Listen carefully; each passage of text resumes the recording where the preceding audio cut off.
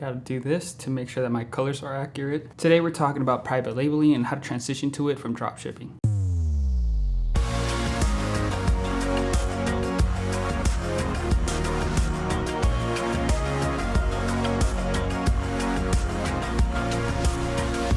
Before we get started, I just want to let you guys know that if you have any questions regarding dropshipping, e-commerce, Facebook ads, or anything like that, or anything e-commerce related, make sure to leave it down in the comments, and I'll most likely either make a video or reply to you, and if not, make sure to DM me on Instagram. Again, link for everything will be down in the description. Oh, and before I forget, guys, I'm still doing the live product research. I just haven't had time lately, but don't worry, I'm still doing them. Now, with that out of the way, let's get on to the video. So the way that you transition into private labeling, especially for beginners, is you want to do it by stages. You don't want to do it all from the get-go. I mean, if you have the budget for it, then go for it, but I mean, why are you watching this video if you are?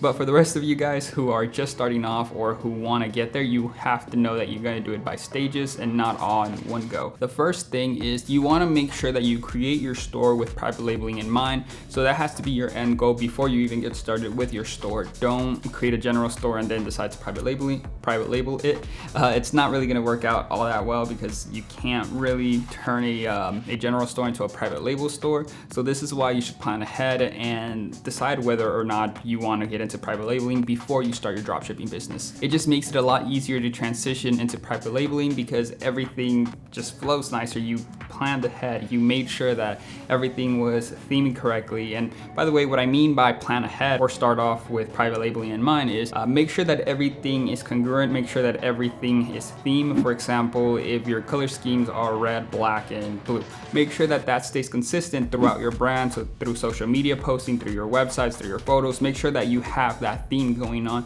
so that people automatically assume that those colors belong to your brand and you start to develop somewhat of a brand in that sense. So you don't necessarily have to go all out and custom logos, custom everything right from the beginning. Just make sure that at least everything is colored the same or has a theme to it. So once you come up with the colors and the overall theme of your store, you want to start testing products.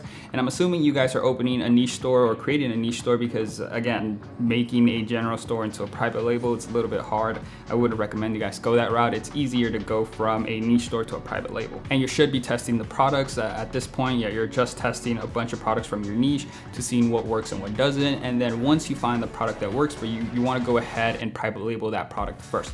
Don't get all crazy and private label everything. You want to label your most successful product. Then you want to reach out to a supplier in Alibaba and get the custom made product and just order the minimum quantity. Again, you guys are just testing out right now. You're not fully developing a brand. You're making sure, or you're testing the waters to make sure that your brand is there and actually has some reach and people actually buy from it. So make sure that you don't overdo it. Make sure that you don't over order. Just order a minimum requirement so that you could test your products out first. Once you've gone ahead and received your products after you place your order with your supplier, then you have to figure out, or actually before that, you should be thinking while your products are being made, you should be thinking, or you should be trying to figure out whether you want to become a private label that sells directly through their website or that sells directly through Amazon. And what I mean by Amazon or the type of business I'm referring to or business model is kind of like Anchor. If you guys haven't heard of them before, they make wall chargers or chargers and cables and batteries for the iPhone and just for phone accessories. They actually have a website where you could look at the products, but once you go to buy a product, they actually redirect you to Amazon. So you could do something similar and get your product shipped over to Amazon, create your own website, and always send the customer over to Amazon to finish the purchase. And that way, Amazon goes ahead and takes care of everything for you and you get paid by Amazon and whatnot. So that's one option. Your other option would be to find a shipping supplier for them to do it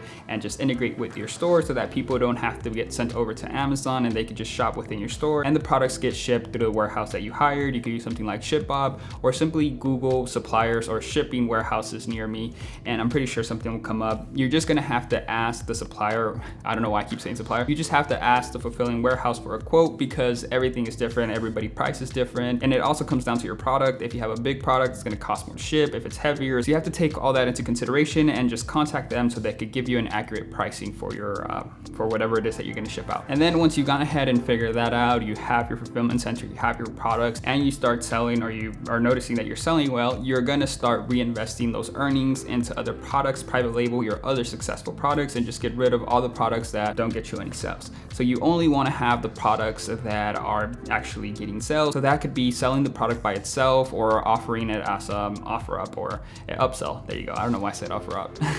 but offering it as an upsell. Damn it, I swear I cannot pronounce my words today, but bear with me, guys. And then after you start replacing your inventory, your dropshipping inventory with private label products, you then actually a full-fledged private label brand because you no longer carry any dropshipping products, or you no longer dropship any products. And then at that point, once you actually stay successful for a while and you private label everything, then you want to think about creating an LLC or getting your product trademarked. Well, actually not or, you have to get your brand trademarked. The LLC, that's optional. I don't really recommend it, especially for a lot of you guys.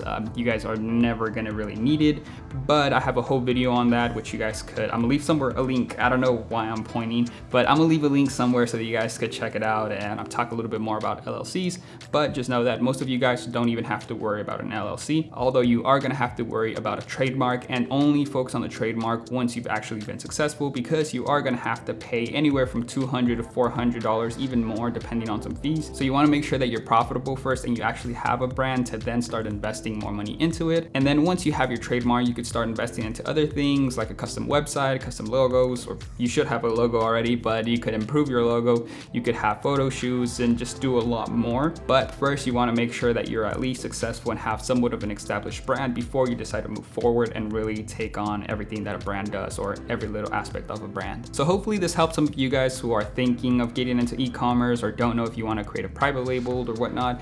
Hopefully this gives you a general idea of the process behind going from dropshipping to branding or to private labeling, and just kind of helps guide you in the right direction and avoid some mistakes, because some of you guys decide to just create an LLC right off the bat, which again I would not recommend, but I'm gonna leave my link or my video somewhere around here so you guys could check it out. I'm gonna explain more there. And I will also be making a video on how to get a trademark for those of you guys who are towards that final stage, so you guys could see how to do it. So make sure to stay tuned, make sure to subscribe, and if you, I don't know why I keep pointing, but make sure to subscribe, and if you have any questions, leave them down in the comment sections or just message me. And yeah, that's pretty much it for the video, guys. See you guys in the next one.